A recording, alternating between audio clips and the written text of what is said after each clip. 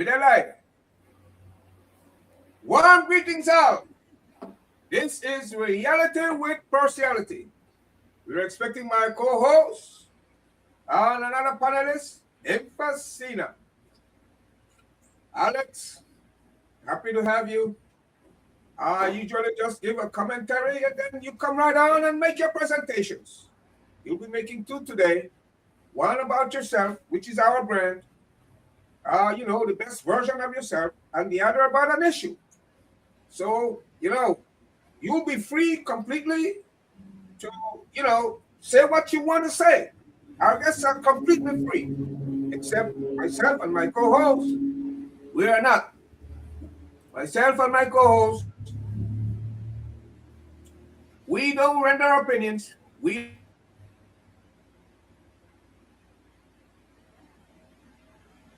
don't. Ifasina, I'm trying to get you in, but okay, yeah, it's coming. Somehow it's coming. Says okay, there you go. Now I'll just go ahead and give my commentary. Only my co-host is left, outstanding, but he'll be here. And then Alex, you go right into your presentation. Now, if for happenstance, I go off here, just continue because the internet is unstable from time to time. We've reached a point, Ivan, we're waiting on you, in Belize whereby policymakers must decide whether we will build the nation from within with the native Belizeans, which include our immigrant diaspora population living mostly in the United States, or built from without. That is the avenue of immigration. However, also bearing in mind that we have expatriates who are bona fide Belizeans. The saying goes, they know the color and the skin, that where the heart went. So we have to stop the practice really whereby we sweep all, whether black or white, with the same broom. While we contemplate such long-term policy, the powers that be, need to arrest land grabbing by putting a moratorium on all communal lands. Unless that is done post-haste, and I mean in writing, by this current administration, entities such as the National Garifuna Council reserve the right to take that into account going into this upcoming city and town council elections. Belizeans shouldn't have to beg for the enactment of their equal rights already afforded us, under the 1981 Independence Constitution. Rights are not subject for debate. Find the darn budget, put whatever into legislation and policy together with the budget undergirding it, operationalize the darn rights, so it makes the difference on the ground. We are now, Belize's 45 years of independence, and Belizeans have yet to enjoy their equal rights as well as to be free of discrimination. Notwithstanding, the one Belizean flag that we have, one national anthem, one passport, one constitution, since 81 independence that govern the whole. Is it that the parliamentarians' children shit are made of patties? The Garinagu, likened to the miners, must be free to continue their communal way of life and practice. A way of life that needs to be preserved in order for the tourism industry to continue thriving. Reality with Partiality does not discriminate. It's advertised. Anyone, irrespective of politics, religion, gender, ethnicity, et al., as long as she is over 18, are able to do a 15-minute presentation, can come on our show. We thrive on our integrity, and I'm winding down here, wanting for everyone else the same thing we want for ourselves. Their well-being. We're not here to be one up on anyone, not on our show. We are neither better than anyone, nor is anyone better than us. We exist to help individuals realize and become the very best version of themselves. After all, God is one and the universe is one energy. Hence the reason we boast a universal brand. Now, today, we have the pleasure of welcoming the President of the National Garifuna Council, Mr. Alex Nolberto, to our show. And to my understanding, Alex Hey, good will make morning, a two-part Presley. presentation giving the Belizean public, including those in diaspora, regarding the ongoing border dispute affecting the villages of St. Bight and Hopkins and maybe elsewhere, and to tell us his journey, his early upbringing years, past, present, and future vision going forward in becoming the very best version of himself. Alex, welcome to Reality with Partiality. Please go ahead and make your presentation. Presley, good morning. Good morning to you, Ifasina, my co-guest, if there is such a thing. She's here to join us in the conversation and to steer us as it relates to the historical context. And she's very, very versed in that area. So I'm glad that she's on the call with us. I know we're still waiting for your co-host, but I want to say good morning to you, to him, to your audience, and I want to thank you for this opportunity. So give us an opportunity to discuss two relevant matters. When we initially spoke, you found it important for me to come on the show and to introduce myself to the world and to our people. Now, for those who know me, I am not one for the main stage. I tend to be an operator in the fringes, but as a consequence of where we find ourselves today, I am the face of the people and the face of a nation. So, my name is Alex Nolberto. Um, 49 to be 50 years old. So, I've been around about what half a century, which is quite a decent amount of time for a young person or a young man in particular growing up in Belize City. I was born and raised in Belize City, born to Garifuna parents, Emilia Nicholas Caetano and Albert Nolberto, both from Barranco. I stem off the Nicholas Nolberto Aviles Palacio Enriquez tree, and the list goes on. So my journey really is a humble one. I recall growing up in Belize City, as I said, went to St. Ignatius Primary School, which is a Jesuit school. So I'm Jesuit trained from beginning to end. I finished there, graduated there, and I then went to St. John's College, um, which at the time, and I still would say, is the best high school in the country. Jesuit run, and graduated there and did sixth form at St. John's College as well. So I had my fill of the Jesuit training. Whilst graduating from sixth form, well, I also, my both parents are military, so I had that military influence from the get go. So I was very interested in military service. And so to go through high school, I joined the Belize Defense Force Volunteer Battalion, where that opportunity provided the resources, the financial resources to assist me to pay my tuition, fairly to assist my mother, who at the time was a single parent and was assisting with my education. But I said, you know what, let me help out. And I love the military, so I told.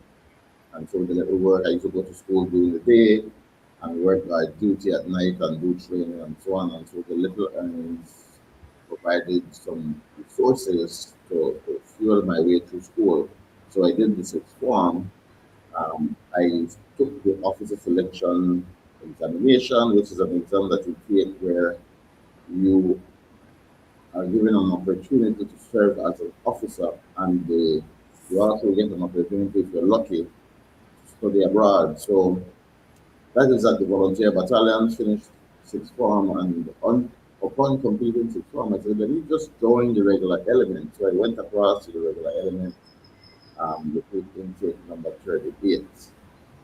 My memory serves me right, this would have occurred in 1997, thereabouts. And I had to leave graduation to come to I had to leave, pass out, recruit training, sorry, to come to graduation and then go back to recruit training. I was allowed the time because I had completed my degree, my first degree, and so I wanted to participate in graduation. After passing out, I was given an opportunity to go study at the Royal Military Academy in Sandhurst, England. Um, One of the best, if not the best, military academy in the world. Pardon my bias, but that is still my belief. And so I have the British training and the British background. I did that for a year, graduated, had a wonderful experience. I didn't think it was wonderful at the time when I had to be crossing frozen rivers and walking around up and down hills with almost 150 pounds on my back and crawling all over the place in cold, frozen sheep manure. But yeah, that was just some of my fun times. So I came back and served as a platoon commander in the Belize Defence Force. Went back to the UK to further my studies, range qualification and platoon commander battle course and these type of things to come back and serve. On my return from those qualification courses, I was then stationed at the training depot. So I trained recruit intake, I don't even remember, 44 or 42, and then I trained some promotional courses as well. So I did quite a tour in the military. Um, was transferred from the training depot to an operational battalion. So I served in the fields operationally, walked the length and breadth of this country, did maritime operations as well while in the military. So I am very versed with Belize country, the borders, the jungle. I had quite some interactions with our Guatemalan counterparts as well. And then eventually I decided that, you know what, the military was not for me. And I left initially in 2002. I wanted to pursue further education and I had an injury as well. So I had to remedy that for my own personal health and safety reasons. So I left, went back to school to University of Belize, where I did a bachelor's in accounting.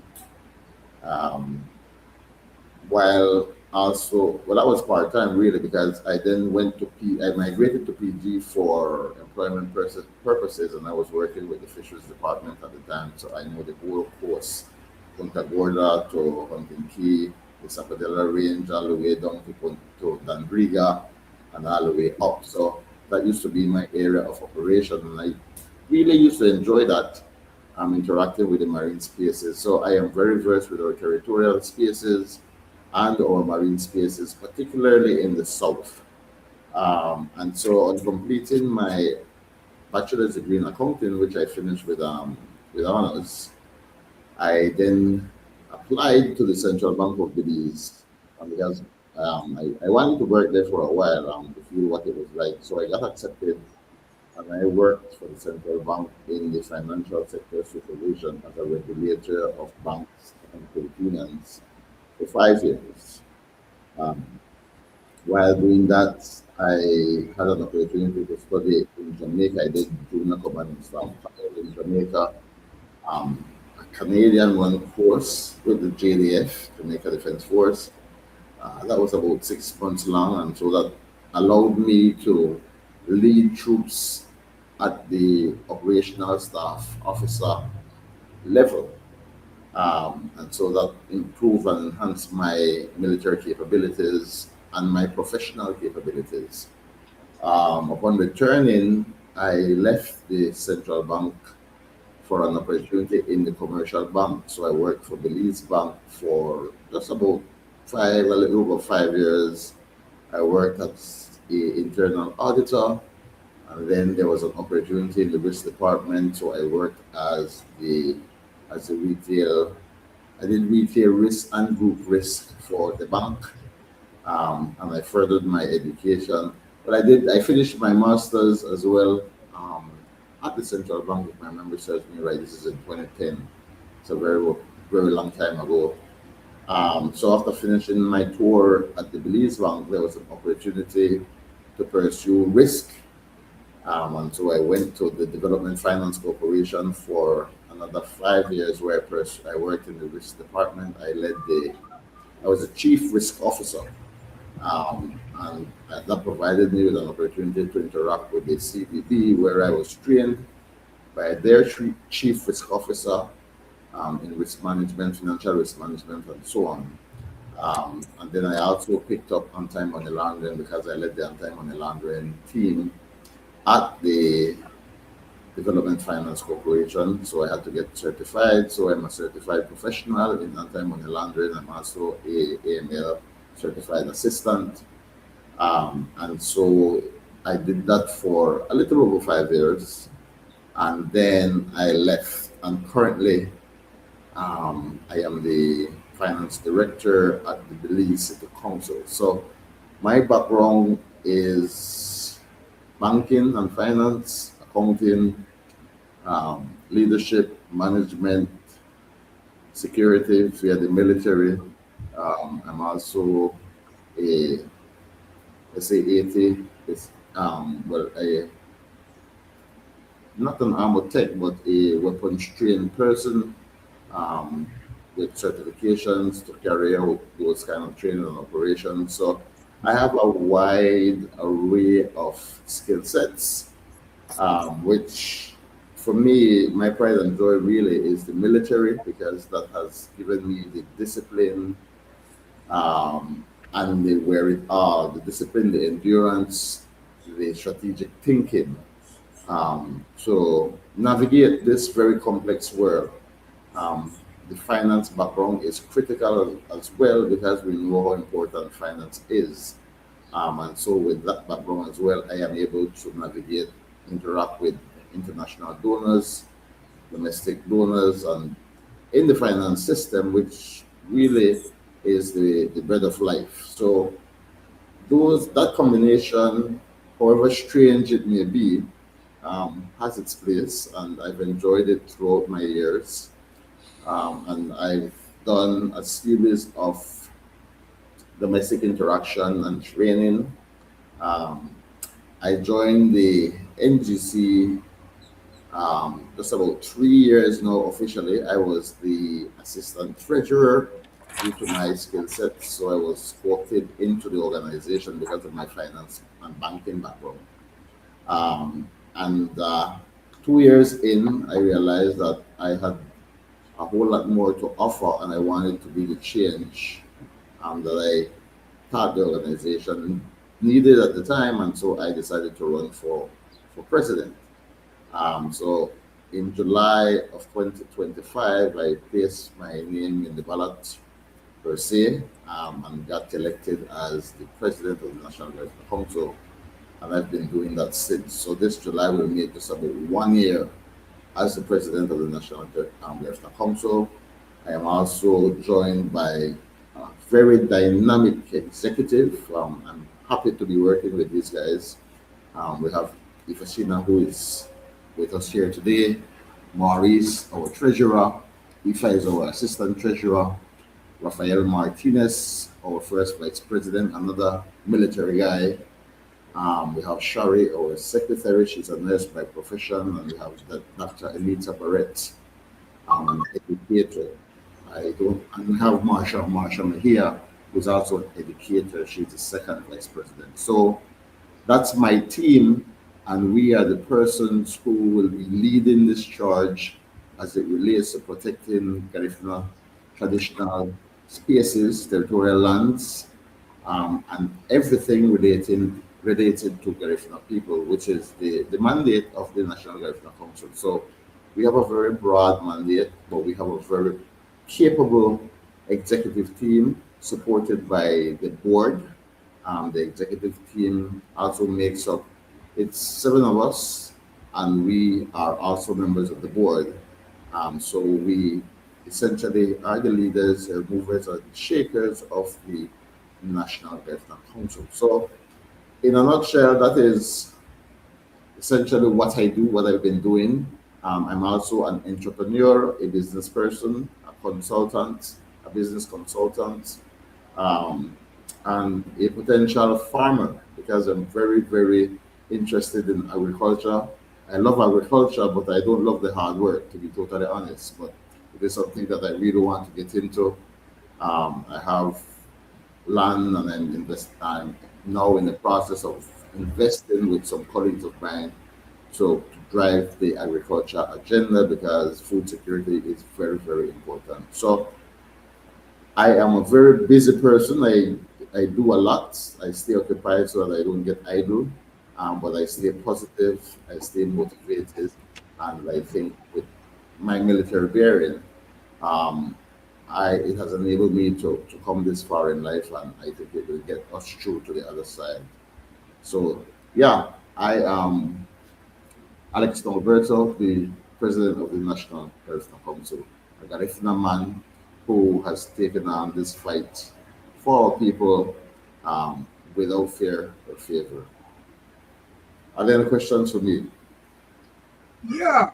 Um, my co-host and our other panelists, um, Ifasina will cross question, and they have the privilege. I'm just happy, you know, Mr. President, that you were able to share with the Belizean public, both at home and abroad, about yourself, so we get to know. My colleagues, go ahead and ask tender your questions, please. You're muted, Eva. Yes, yes. My question. Good morning, everybody. Big Benafi Hong Bay. My question would be how you believe, particularly your military training, empowers you for leadership in the National Garifuna Council, and how have you been able to utilize that, if at all, in your presidency? So I indicate, so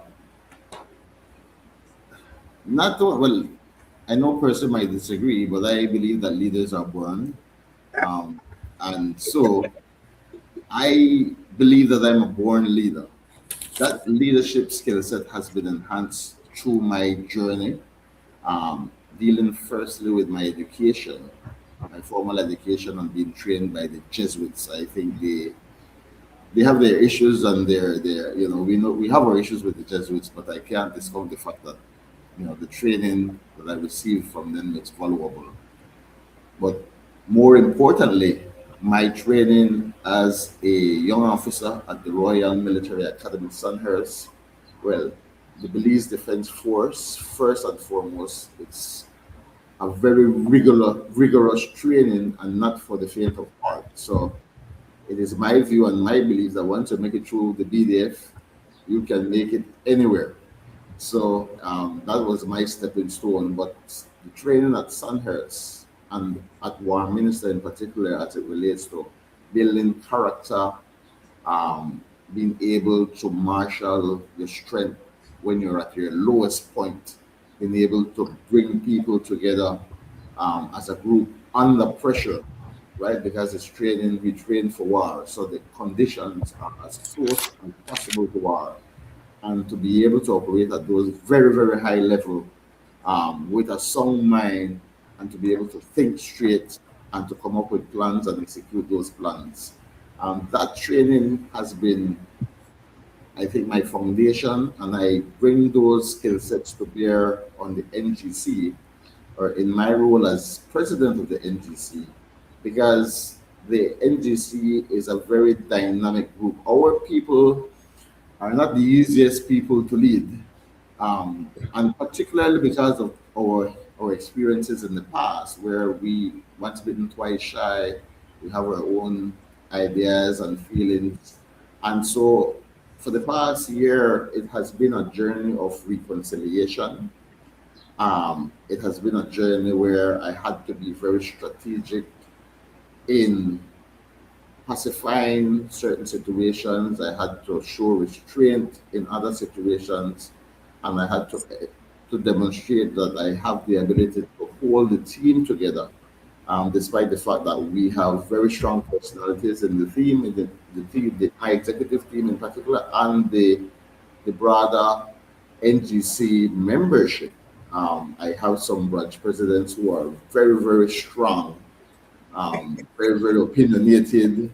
But you have to have the ability to listen to everybody and make sense of a situation and let them feel involved. So all those training, and you have to be able to as well delegate responsibilities and find the strengths in your team members and leverage those strengths while improving on their weaknesses as well and having everybody feel a part of the effort. So that is how I've been able to bring that to bear on my leadership journey with the National Garifuna Council. Similarly, my knowledge of finance, I think the team respects that well, and my ability to look at these situations for what they are and to think strategically, militarily, having the vision, the foresight to anticipate um, the direction that certain fights will go or certain reactions from, in this case, our leadership at the highest level. So I bring all of that to bear, and trust me, I think it is quite timely. And if I will agree, and we've had these conversations before, I believe as well that our history, our life is already written, and so I am here for a reason. I didn't honestly choose this, but I've been chosen to lead the National Garifuna Council, and I will do my part. So when it comes to, because like you mentioned, rightfully so, our people may not be a docile flock of sheep when it comes to leading. So it also requires, to some degree, to a large degree, I would think, an understanding of Garifuna Duo. And oftentimes, this is an area that our people would be most critical of. How Garifuna are you? And therefore, how capable to be leading us as a Garifuna man in a Garifuna organization? Are you Garifuna enough? What has been your experience with that kind of, because that is a reality, right? How do you respond to that? How do you address that? I want to know. I want to know.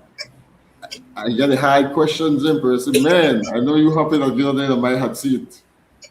That's a very good question. I've never been asked that question. I know it's been hinted to how if whether or not I'm Garifuna enough. I will answer that by saying I'm Garifuna enough in the heart.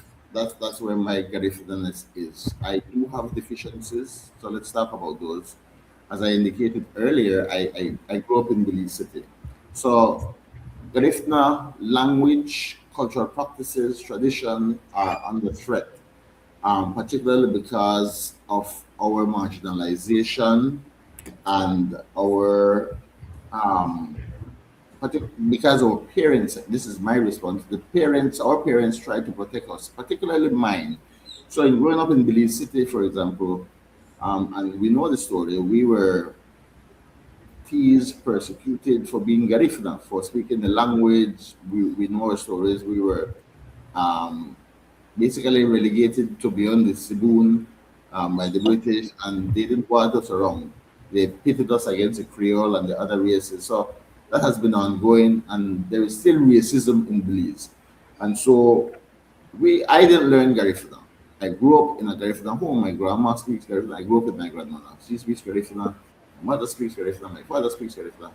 So that I would say is my biggest challenge. And we didn't practice the culture per se. And I will say this from the Nicholas side of my family, they don't believe in Garifuna, well, all Garifuna practices. Some do, some don't. So I, as a grown man, I have made it my personal choice to learn, and I am in a very good position um, as the leader of the NGC who has these deficiencies because it's a common situation amongst Garifuna young people.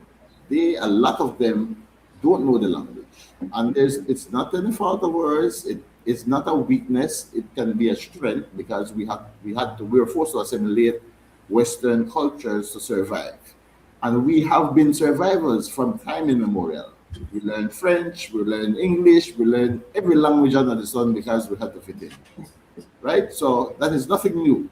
I am now trying to learn. I'm learning Garifuna, and similarly, I understand and appreciate the importance of it and the connection of the language to the dying culture, and how important it is for us to learn the language, practice the culture, practice our spirituality. So, for example, the NGC is um, the language commission. That's the best way I can put it because the NGC and the Battle of the Drum Secretariat forms the Language Commission, which is a organization, Garifuna-led organization in Belize that teaches the Garifuna language in school.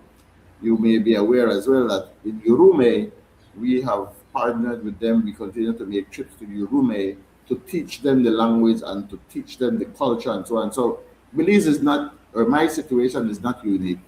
Our brothers and sisters in Urume, they're learning from scratch. The British did a wonderful job of erasing everything in Garifuna. They don't know themselves, they don't know their language, they don't know nothing. And so, like babies, we had to start all over. So I find that to be admirable. And so I'm able to relate to these young people and speak to them on their level, right? So my not knowing Garifuna or not fully knowing the culture, the spirituality, and so on presents an opportunity for me to learn, to grow. It also humbles me. So I am not somebody who walks with their head in the cloud and pretend that they know everything. No, I participate because I am hungry for knowledge and I want to learn. Like in the convention a couple of weeks back, that was my first official Malay. I've All never, right. yeah. And actors were speaking to me, and I was swaying from side to side, and I Yeah, was yeah, yeah, yeah, yeah. I understand how to dance, but it's very for that as I get. You see, Okay. and I do understand basic Garifuna, but Yes, hey, yes, yes, this is an opportunity to learn, and it shows how serious I am yes, yes. regaining what we've lost as a people, and I represent this generation and my children suffers the same thing. So I'm trying to correct that. So yeah, I think that it's all in the heart at the end of the day, and Okay. this is where your gratefulness is. It is important that we understand the language, the culture, the spirituality, because this not only is a physical fight, but it's also a spiritual fight, and so we lean Yes. heavily on our elders and on those who know to lead us. So I am a leader, yes, in certain respects, but I'm also a follower. And the motto of Sandhurst is serve to lead. And the motto of St. John's College, the Jesuit training institution, is meant for others. I still remember that. So Okay. I consider myself a servant leader, and I am always open to learning things, particularly of my culture, because we have to know where we come from if we're going to go forward. And I have to understand um, these nuances and how we get here, because the Garifuna language and the Garifuna culture is a very powerful one. I learned that, and I keep learning every day. That Malay, in and of itself, was amazing. You know, Ivan, you Oh, reshuffle, Ivan. You wanted them a question. You wanted that. Go ahead. Go ahead. no, I was just, I think, Mr. Nolberto, you have a very broad skill sets, and I think you are able to navigate through. But um, the Garifuna people have many, many challenges, um, and one of them that I want to ask you is in respect to the preservation and protection of the lands his historical lands and cultural heritage. But Ivan, man, like, that's part 2 of the show, man. That's part 2 of the All show. right, all right, all right, all right. Good. See you, Part Ivan. two. See you, Ivan. Man, man, getting no reaction. So, my brother, I want to thank you for sharing with us your past, your present, and the future, because um, that's what this show is really about. For Yes. people to see the good. Many times we are hearing negatives in the media and so on. We want to bring out positive things and positive people, and so I don't. I don't really have a question. I'm I just. want you to. I, Well, I think you are point blank in. you and I, Ivan, usually don't tell their opinions. Yeah. But he was. I think. Man, but you are living in Dalbiga. You are living in Dalbiga. Yes. Okay. So what? I mean, we have heard from our president. Huh? Have we heard from our president? Yes. That's why I'm happy to hear from him. I appreciate his honesty in terms of certain shortcomings, and so I don't have much to ask him. Okay. Be honest. I'm being honest. Thank you for that, I think Ivan. he's at a position where, with his team, he can do a lot. I see he comes with the intention, the ambition, and so on. So I don't want to challenge him on any question. Okay, let's wrap this section up with our only queen female panelist. You know, Ifasina and I go way back, and I can't wait for her presentation later, a few days from now. We go way back, We go very way back.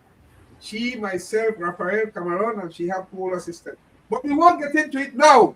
We wanted to get excited and want to taste what she will bring to this table. Ifasina, wrap this thing up for this section, please. I appreciate having our national president in this discourse. Oftentimes when our leaders are on the media, it's regarding specific issues. Oftentimes they take up leadership without the opportunity to really present themselves to the people that they're aspiring to lead. It becomes trial by fire, essentially. Yeah. And I know we plunged into that when we did the branch visits shortly after taking up the executive position in July last year. By August, that's something I saw was very valuable for us to go into our communities and for people to become familiar with who we are. The name NGC is a very popular name, but not always a palatable one because of past experiences that people have had with others that have been in leadership in the National Garifuna Council. So having to navigate that has been a challenge, and it is refreshing to have new leaders who are willing to be out there, be present, and make the necessary corrective measures, because it's not easy to be in the shadow or carry the burden of other people's errors and blunders, right? And that is what any executive that takes up the National Garifuna Council leadership must bear, really, the burden of the past. So I applaud the president for having the courage to do so and to stay the course, because it has not been easy, but also being effective in utilizing the team. That is not a European thing, that is a Garifuna thing. So my follow-up question would have been about that, how you in the challenge of not knowing Garifuna dwell to the extent that you ought to, how do you incorporate or inculcate, seek to emulate the leadership style of Chatouye, of our ancestors, that communal understanding, that collective consciousness that dominates Indigenous and African ideology? How do you bring that to bear having been so well trained by Europeans or You from know a what, European perspective. Alex, You, Ifasina, you, you gonna rescue me, Percy? are you inferring that he doesn't bring enough to the table? I'm not inferring that at all. I'm saying that you can bring a lot to the table, but if it's not hudut, it's not sufficient.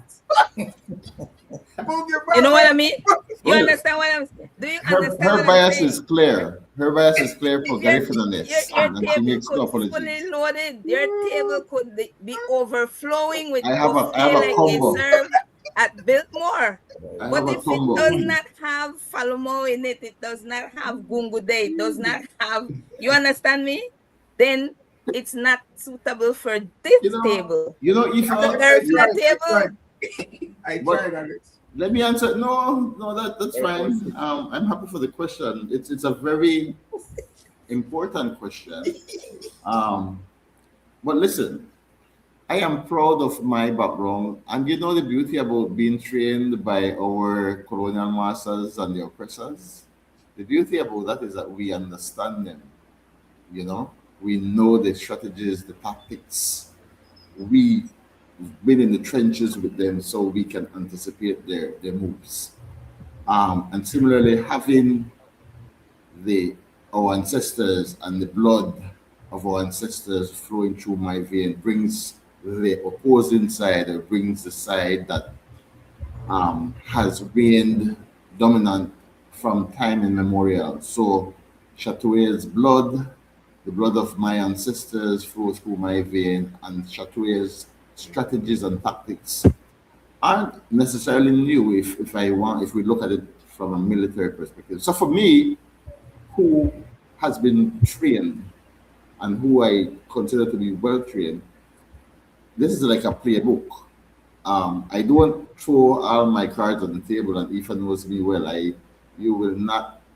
I am not one that you will hear a lot, because at the end of the day, for me, it's about maintaining the element of surprise. For example, right? Secrecy is important. Decentralization of command. Ensure that our subunit commanders are cognizant, trained, very capable of leading their subunits. By that I mean the branches, the branch president. We took on an exercise just recently where we educated and built the capacity of our branch leaders, our branch executives, because I am very clear to them.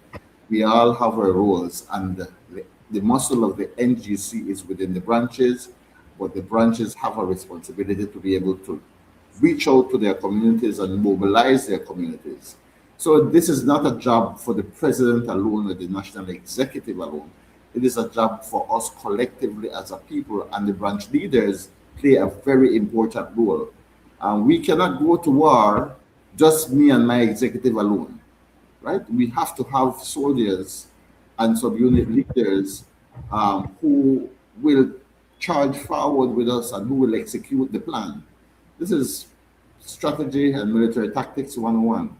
Chatouille was a master. Naturally, I became a master because I was trained, and the caveat on that is that I'm Garifuna and his blood run through my vein. So, and this is, we've seen the history, right? And it is based on those history that the colonial masters develop their future plans and strategies, which they teach us. And I have been blessed to have been trained by them. So I am easily able to look at a situation for what it is, identify the deficiencies. The way I'm trained, I'm able to look at a situation for the best case scenario, the worst case scenario, and I can come up with a plan in less than 5 minutes, right? I can do it in 3.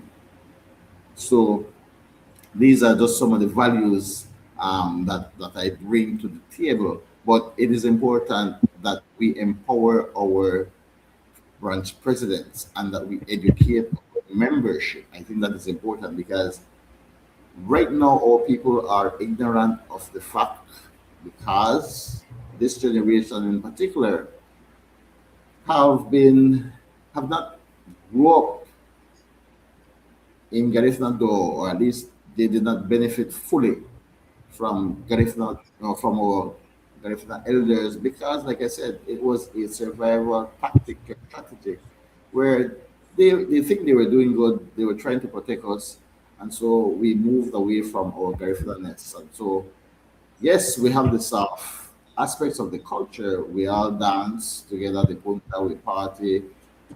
The alcohol motivates us even further and makes us party even harder. We have the food, stuff like that. 19th, Dangriga is packed almost to the point of sinking.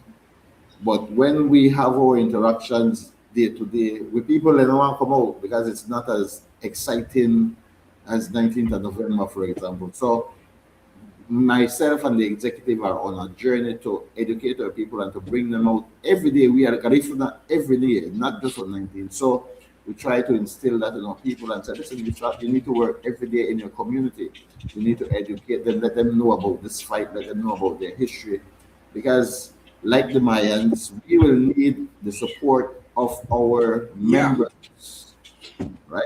So, yeah, our Garifuna people have to understand collectively our realities, what it is that we're currently faced with, and how it is that we're going to approach this fight against existential threat. Well, as we head into the part 2 of our you know, show today, I do it with one of the panelists and Ifasina, and they put a hard question, and I like your answer because it's you get the anointing, man. A spiritual thing, right? You get the anointing, from the ancestors and from the Lord. So that was spiritual thing. Now, Mr. President, go ahead and make your other presentation. Well, if you indulge me, I would also want to get Aoife involved in this part of the conversation. She has accompanied me um, through a few interviews, particularly because she's a bit more knowledgeable and eloquent when it comes to presenting the history of our people and the history of this fight. I mentioned earlier that this is not a one-man show. So this national executive has members with varying skill sets, and I lean on them heavily for guidance and support. So, Aoife, please, if you may, I want to bring you in the conversation just to give our viewers and our audience a little context. One of the questions that we get asked a lot is how are we, the Garinago, how are we indigenous? Because the argument that they're trying, or the narrative that they're trying to push is that we don't have no traditional rights to land the Belize because we can settle the Belize. We're not indigenous to Belize.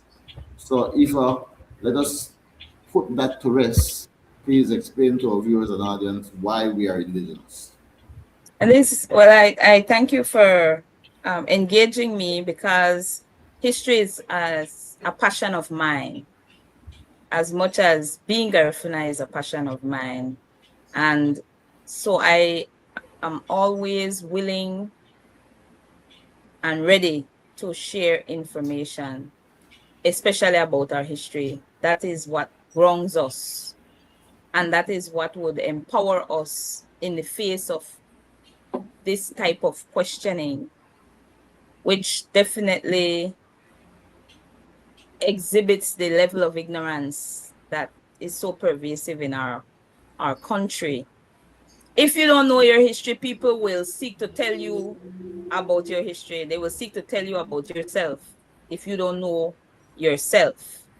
And one of the strategies, why this is so important, one of the strategies that's being used against us is if we are simply placed in the category of Afro-descendant, which we also are, clearly, as you can see, we are Afro-descendant.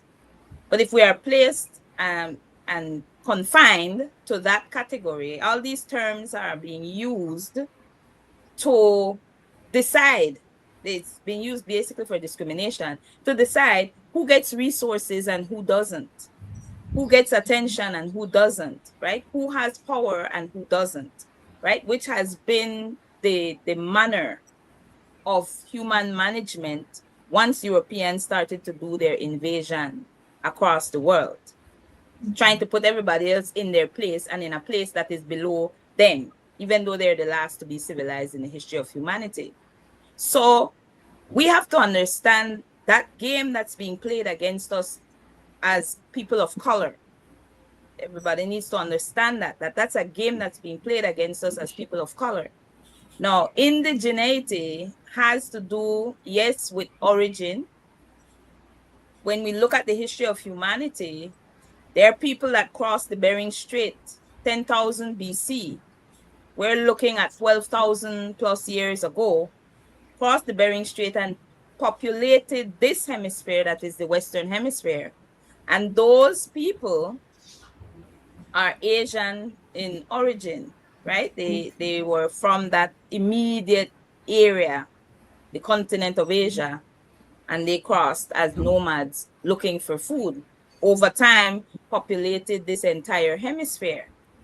But the first people to be civilized in the history of humanity were Africans, and so they also were navigating the world and taught civilization to the world. That is city building and food supply, agriculture, for example, things that Africans introduced to the world, the use of metals, right, and the building of cities and so forth. So we, as Garinago, are so privileged to have both of those groups in our DNA, in our ancestry. And that creation, that amalgamation occurred, that hybridization occurred on St. Vincent in Urume. It's called St. Vincent now, Urume. That's where that happened. Africans, Arawaks, and Kalinagos created this new group that is now known as Garifuna. So that's another thing that makes us indigenous. Apart from we are descendants of indigenous people, so we are indigenous because we are descendants of indigenous people. We're indigenous to the Caribbean region, because this is where Garifuna people and culture came into existence. So we are the original, we belong to this region. But apart from that, we, in the case of Belize and its southern coast, occupied those lands, the southern coast of what is now Belize, before the colony came, before the colonizers came, before the area became known as the colony of British Honduras. The British occupied or were confined to Rio Hondo, to Belize rivers initially, and then with the Convention of London requested an expansion of their settlement boundaries to allow for wider access to mahogany trees. So that boundary was extended to the Siboon.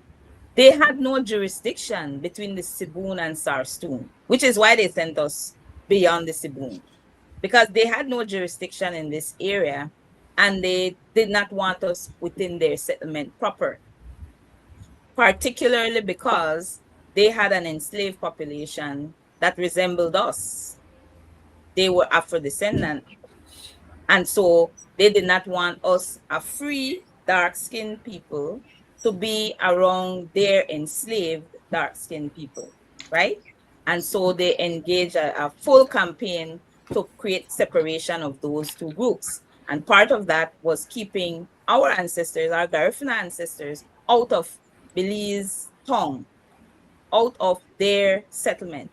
So we ended up establishing settlements along the southern coast. Nobody else was there. We established settlements along the southern coast between the Siboon and the Sarstoon. And that the British utilized to their advantage. They've always been manipulative from the get-go. When they exiled us to Roatan for the same reason, to be able to manipulate us.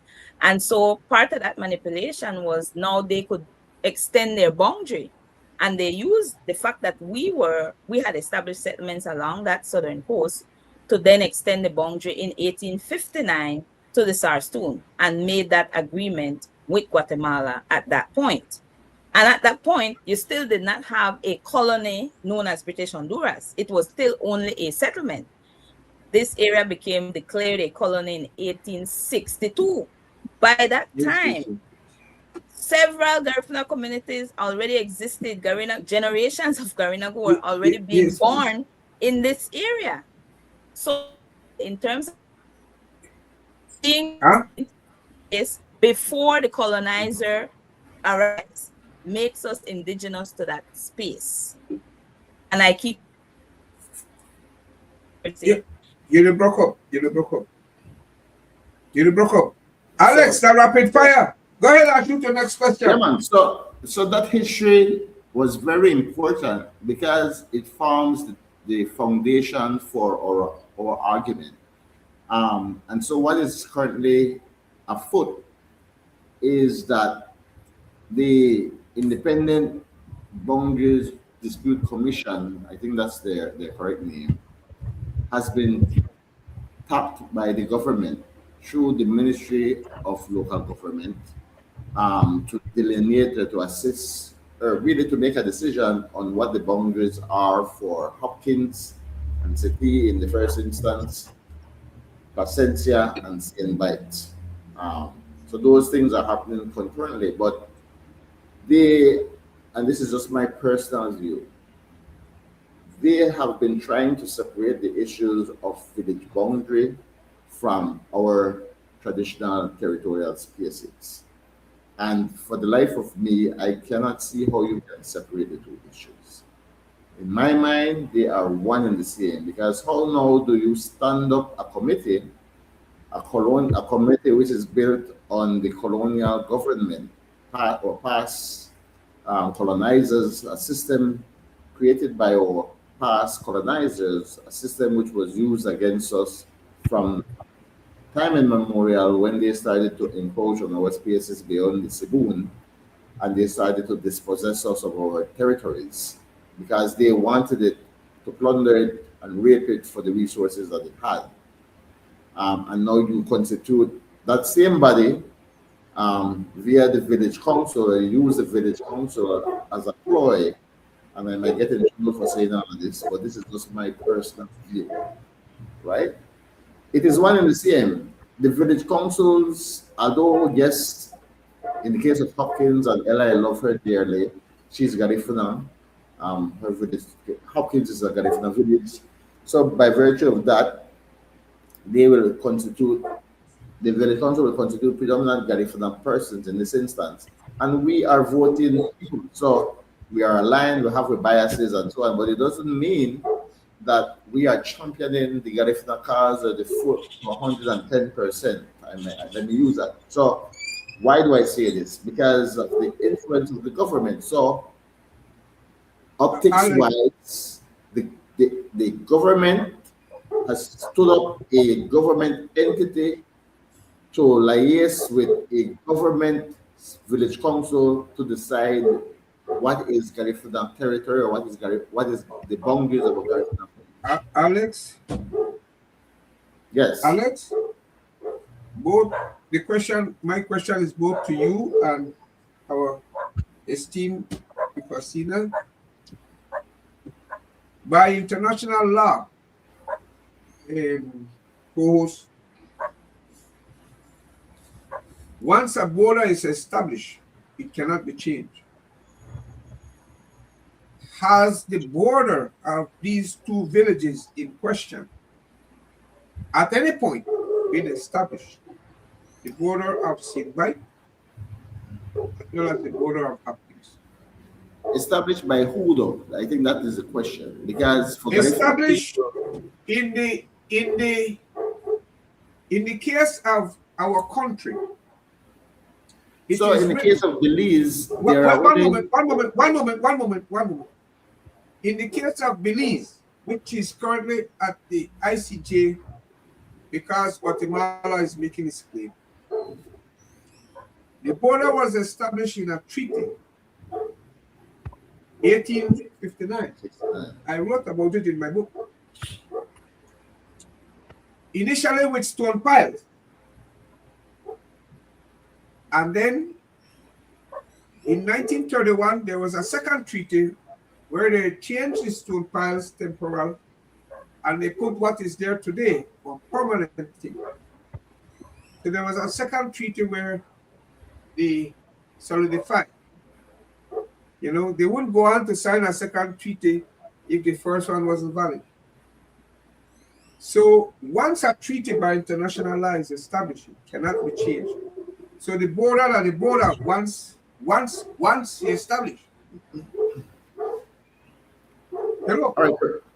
So I'll chime in there and then I'll hand over to Ifa, who is the historian here, just so that we are accurate. But just for clarity, Percy,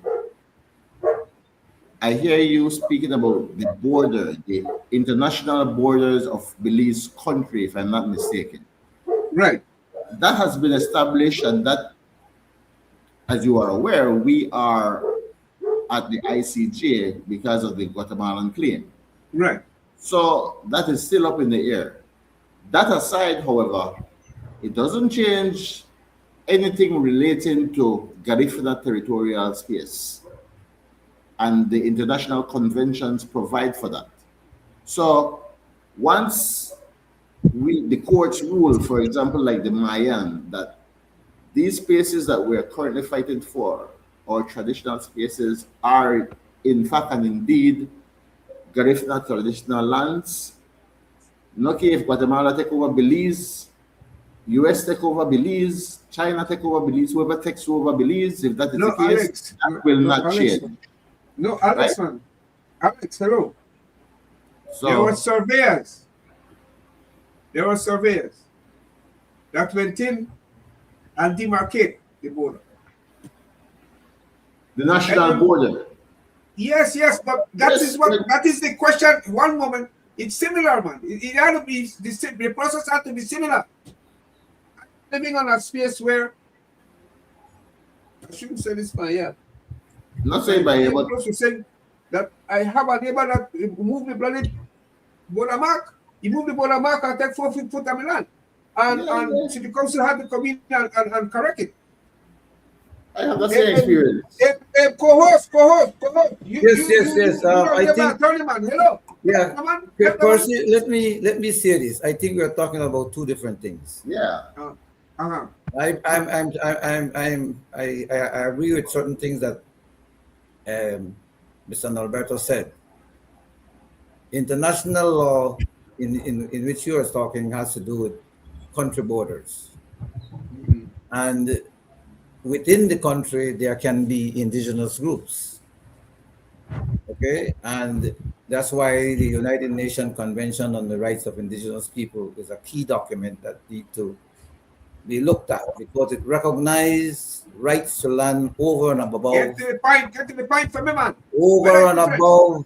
You see, you have different ways how land can be issued. There's a formal system, but indigenous rights and other things can trump that. Well, then answer my question. Magura sutipia per se. Magura sutipia. Percy, you are talking about two different things. Yeah, he's what confused. Mr. Nolberto is saying, The the boundaries are different. Was there? Well, no, I'm asking.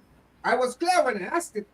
Was there a point when the borders of Dance, Siene, Bight, and Hopkins were established? That's my Yes, question. that was done through some formal land system in Belize, but indigenous rights and right to property. Percy, Based on the factors of indigenous people can trump those appointments of land or those 10 years of land. But let me tell you this, Percy. You can challenge it from an indigenous point of view. The president, There are only 2 villages with that had officially been demarcated. At least that's my information. Only 2 of all the villages where we have it in this country, only 2 of them have officially been demarcated under the government system. Now, this independent boundary commission is the intent moving forward is to delineate all of these village boundaries. But my issue is that you cannot have a government installed commission delineate Garifuna traditional spaces. It is not your place. I got you. Okay, I got you. I get this point. Now I'm clear. Now I'm clear where we are. Okay, okay. So 2 are official, the rest are in the process, in the pipeline. Now, let us give our guest if And those who Ifasina, are not where in? Garifuna villages. Yeah, you know matter, man. You know matter. We're It not matter, it discriminate on matter, the trust show. me. Ifasina, we want fairness. Ifasina, where in? The issue now is these neighboring communities are laying claim. And if you would see the map, Percy, you see the map. Now, historically, these were areas that Garinagu occupied for generations. And this is why the matter has to go to the courts, Percy, because they are using in their defense the very colonial system that dispossessed indigenous peoples, being Garinagu, of our lands. And they did it to Mayas as well. When they established reserves, just like what happened in the US, they established reserves that confined Garinagu and Mayas to particular areas for land use and declared communities that we were living in for generations as illegal settlements, and then allowed surveyors and land speculation to occur in those spaces and granted titles and all of that to non-Garinagu, to white people, companies and individuals who then established estates in, for example, what is now Hopkins. There is Commerce Bight estate, and there are different estates that were established while Garinagu were living right there. And that therein lies the problem, Percy, because while they are using on the legal front those documents to say these people had title to these lands, those people were not occupants of those lands. They gained title those lands while our ancestors were occupying those very lands. Oh, well, that's my question to you. My question to you is, did you have administration? Well, not you know, hypothetically. Did our ancestors have administration over these lands? We were not given authority per se. It wasn't about squatting because the British didn't have jurisdiction over these lands either. Hello, man. Before you respond to me, you don't have to pay attention to the history lesson, man. And that is the Go issue. ahead. You right? Break it down for me then. You see the piece of land where you live from right now. Make give you an example. Now, break it down in a Creole field. Break it down for me. You live from a piece of land, either the traditional, in a Garifuna tradition, the hand me down, right? No, this is a title. Listen to me, man. Listen to me. Hypothetical. Right? Okay, go ahead. So, historically, the way we live traditionally is we occupy this space, and we got the history lesson from before the British got here, before Belize became a colony. We lived here. Yeah, right? That's we land, that we live here. We occupy it. Right? We farm, we fish, we gather, we use the space. We hand it down from generation to generation to generation. Now the British, they see the value in the land, and these are now the colonial masters, and there are people that have the punching power. They come and they say, hey, I like this piece of land. So they say, listen, oh no, they are illegally or not for the year. And they create laws as well so that they can use those laws against us to dispossess us of those lands. And then turn around and issue titles to people who had nothing to do with the land. So the man, the thief will land, essentially. No. Stop right there. Yes. You stop right there. Give it to other people. Hello. No. Yes. The British. Yes, the British I mean, no. That's what happened as the booking don't feel like Creole. Buried at the land and then they turn around and get I'm here. Nobody stole nothing from nobody. Oh, you couldn't want to think so. There is a system in place, right? Remember, you all have to go to court and prove certain things. And Percy is right. That's the first thing. You have to show that they occupied and traditionally use these lands and use it in whatever form, fishing, farming, cultural practices. So yes, man, I am listening to you guys, and I'm trying to say, well, yeah, you could say that, but these are things that you will have to go to. It took the Mayan decades and it took them a lot of research. I don't know to what extent you all have done all of that. We have the research. We're not to try Well, all the overburden and put all the historical. cards on the table, neither, So but the I am research saying is that there. it is a ripe case for the court. All we need Yeah, is to put the yeah, case And yeah. the properly Mayans have together. done it. It's the That's same we're taking story. it there. If you Yeah, want to join the it's not legal the team, same you're story. welcome, Ivan. There might be slightly the Mayan one, the Garifuna one, and the Mayan one are have some slight Ivan, differences. Ivan. Now Right. you see, With the Ifasina recruit is challenging Ivan. you. With the recruit Challenging you Ivan. now. Ah. You are my co-host, former labor commissioner. Ivan, you want me Yeah. to So join the legal team now? Now that is possible. We will speak of it off air. That is quite possible. We will speak about so that it off air. is. But for right now, for now, Yeah. President, you're chiming. You're chiming. You want to say something?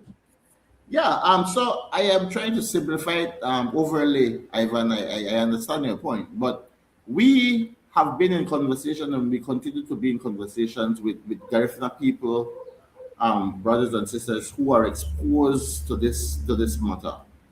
We also are in conversation with the Mayan leaders, the Mayan leadership who have been going through this for 30 years. So under my leadership, I know they try to take 30 years to resolve this problem. Trust me. We're not reinventing the wheel. We will take from the Mayans what we can and leverage that. Um, we will continue to build on our working relationship. They have openly supported us and they have said that they will continue to support us. We have interacted with other membership and brothers and sister entities, for example, the Garifuna Nation. Um, they have pledged their support to us. We have reached out and will continue to reach out to Garinago in the diaspora because we are pooling our resources. We are appealing to our attorneys. We are appealing to our financiers to support the cause because ultimately we need as much help and resources that we can possibly get to fight a system, right? This is a system that we are fighting. So we are fighting, and this matter is against the government, not necessarily this government, but any government. And so Okay. we've seen the Mayan plight. We've seen where, with all the resources that they brought to bear on this situation, they are still struggling to get these rulings executed. You know, from subsequent government to government, they kick the can down the road, kick the can down the road. So this is not an easy fight. It is a fight where we need to come together as a people and bring all our resources to bear. You they ask for help. You they ask for help. You they ask for help. Like so, help like so. Let us help. We opened Yes, yes, a bank, a defense fund account yes. Okay. for people to donate. We are circulating a flyer which has the account information. We are also asking for in-kind contribution from attorneys, researchers, and people who know history, who have documents to prove this very same case. So this is a call for action, and we need all Garinago to support in whatever way, shape, or form that they can. Ifasina, your last word. My last word. The National Garifuna Council Defense Fund is with the Belize Bank Limited, and the account number is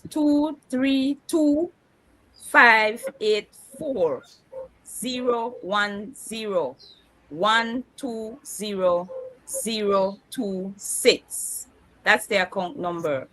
And of course, in kind, in terms of skills, strategies, legal expertise, those are the kinds of support that we need on this campaign for Garifuna land rights. Okay, we know that this is not a one-shot thing, but this is a continuous movement for justice for Garinago in Belize and beyond. And all who stand for justice, all who claim to have the interest of human defense, then we are calling on you to join our cause, the cause of the National Garifuna Council.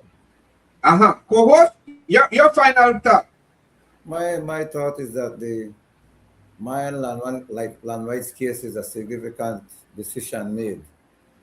It establishes a number of things that you can have rights property rights, even where no land title was issued based on certain things. So I, I, I, I, I believe that much talks have gone into it, but much more action needs in respect to furthering what the Garifuna people are trying to establish in terms of their customer land rights and so on in those lands. So it will be interesting to see putting together and mounting the legal claim, because it is going to be a legal claim. You have to be settled and the decision has to be made. Similarly, my only thing is that there are some differences between the two, and so we have to recognize that. But I am convinced that it is possible, and only a court can make a decision here. This has been Reality with Partiality. Mr. President, thanks for coming on the show. We Thanks appreciate for having you. me. Yes.